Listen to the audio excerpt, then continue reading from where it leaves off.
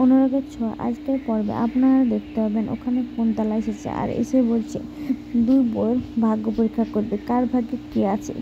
তখন আদিত্য বড়মা বলছে আচ্ছা ঠিক আছে। তখন অভিকে বলে অভি দুটো চেয়ার নিয়ে এসো পরমাদের জন্য। আর দুটো চেয়ার নিয়ে এসে দিলে তখন বলে এই দেখো বড়মা চেয়ার নিয়ে এসে দিয়েছি।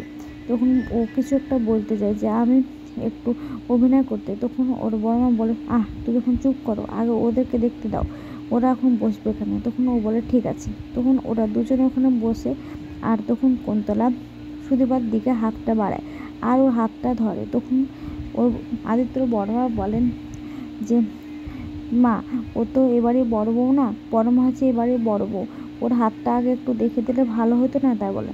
তখন কুন্তলা বলে আচ্ছা ঠিক আছে তাই হলো, আমি ওর হাতটা আমি দেখে দিচ্ছি আগে। তাই বলে ওর হাতটা দেখতে লাগে আর বলে তুমি খুব সুলক্ষণা, তোমার খুব ভালো হবে, তোমার স্বামী তোমাকে খুব ভালোবাসবে আর সুখে রাখবে, তোমরা আনন্দের সংসার করবে, একদিন দেখবে, এসব বলে। তখন বলে যে কি ঠিক আছে এবার সুদীপার হাতটা তাহলে আমি দেখি। তখন বলে ঠিক আছে দেখেন। তখন সুদীপার হাতটা দেখে আর সুদীপাকে বলে আচ্ছা কিছুদিন আগে তোমার কেউ কি মারা গিয়েছে।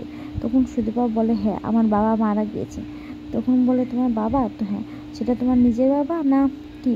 তখন সুদীপা বলে আপনি এটা কি বলছেন, বাবা আবার নিজেরা পরের হয় নাকি, বাবা বাবাই হয়, আপনি এসব উল্টোপাল্টা কথা কেন আমাকে বলছেন।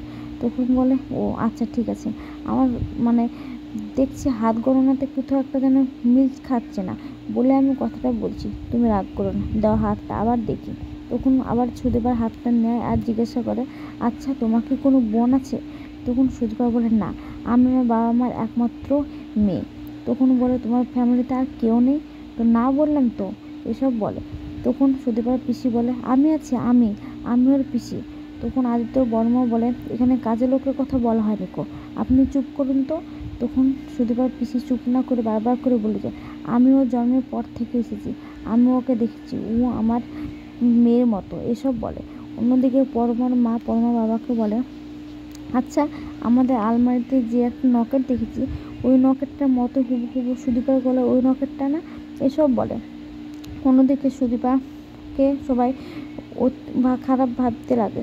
তখন আদিত্য বলে বড় মা একটা কথা বলি, ওর কি পরিচয় না পরিচয় ও দেখে আমার লাভ নেই, আমি নিজে চোখে দেখেছি ওর বাবা আছে, ওর বাবা পুলিশ ছিল, আমি এটাই আমার জন্য যথেষ্ট, আমি তাই দেখে ওকে বিয়ে করেছি।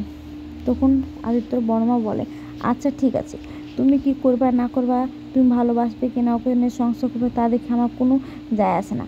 আমি একটা কথা বলে দিচ্ছি যে ও এই পুজো কোনো কাজ লাগাবে না, যার কোনো বাপ মার ঠিক নেই।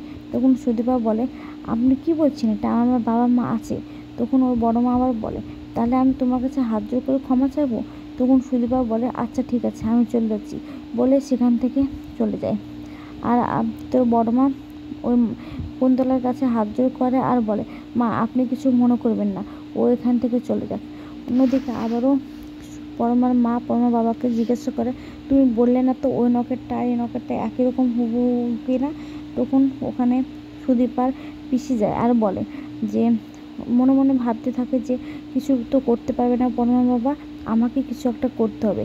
তখন সুদীপার পিসি বলে না আমাদের ওই রকেটটা আমরা বানাইনি, দাদা ঠাকুরের কাছে ওই নকেটটা পড়েছিল বলে ওর মেয়ের গলায় তুলে দিয়েছে।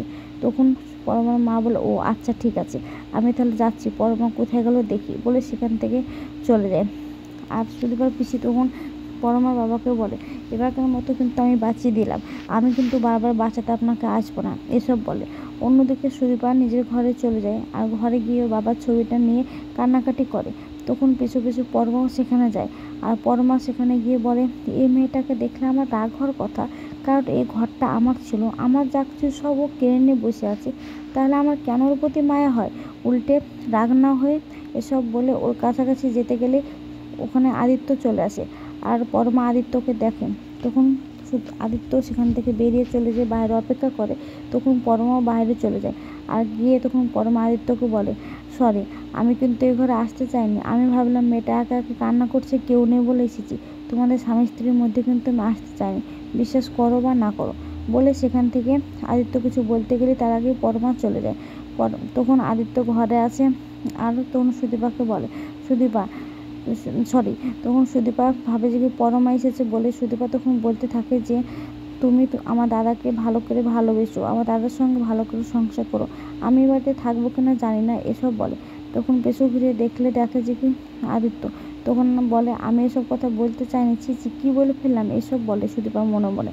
তখন আদিত্য সুদীপাকে বলে সরি। তখন সুদীপা বলে কেন, বড় মা এসব বলেছে বলে? তখন বলে না, আপনি যেটা বিশ্বাস করেন সেই বিশ্বাসটা আমি রাখতে পারিনি, আমি সেই বিশ্বাসটাকে আপনার মর্যাদা দিতে পারছি না, তাই আপনার কাছে ক্ষমা চাচ্ছি। তখন সুদীপা বলল আচ্ছা ঠিক আছে, আমার কাছে ক্ষমা চাইতে হবে না, আমি যেটা বিশ্বাস করি সেটা বিশ্বাস করি, এসব বলতে থাকে। অন্যদিকে দেখা যায় যে ওখানে কুন্তলাকে আদিত্য বড়মা বলে মা আপনি তাহলে আবার আসবেন।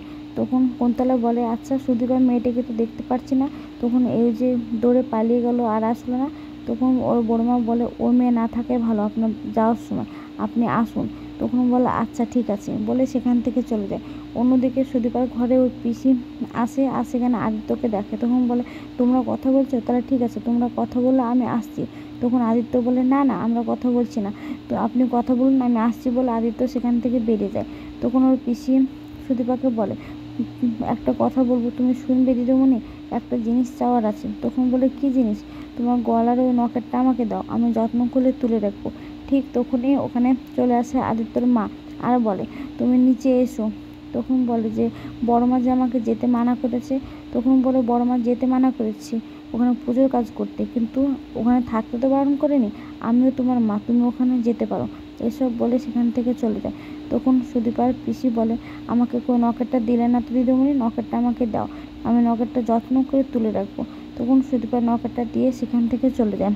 পরের দিন সুদীপার শাশুড়ি মা সুদীপার জন্য একটা শাড়ি নিয়ে এসে লাল টুকটুকে আর বলে এই শাড়িটা তুমি পরো। মাকে মানে এই বাড়ির বড় বৌমাকে তো সবাই দেবার আছে, তোমাকে তো কেউ দেবার নাই, তাই আমি এই শাড়িটা নিয়ে এসেছি, আমার ইচ্ছে তুমি এই শাড়িটা পরলে তোমাকে খুব সুন্দর লাগবে বলে গায়ে ফেলে দেখে। তখন ওখানে সুদীপার ননদরা আসে আর বলে বাহ কি সুন্দর লাগছে দেখতে, একদম নতুন বউর মতো। তখন ওর দেওয়ার আসে, তখন বলে একটা ছবি তুললে সুন্দর তো মানাবে। ঠিক তখনই ওখানে আদিত্য চলে আসে আর বলে দাদাভাই তো চলে এসেছে, তাহলে দাদাভাইকে সাথে একটা ছবি তোলা যায় দুজনের। ঠিক তখনই পরমা ওর পাশের ঘর দিয়ে যাচ্ছিল আর সেটা দেখতে পায় আর পরমা খুব কষ্ট হয়। আর তখন সেটা আদিত্য দেখে ফেলে। তখন সুদীপা দেখতে পায়। তখন সুদীপা মনে মনে বলে আপনাদের মনের কষ্টটা বুঝতে পারছি, কিন্তু আমার কী করার আছে বলেন, আমার তো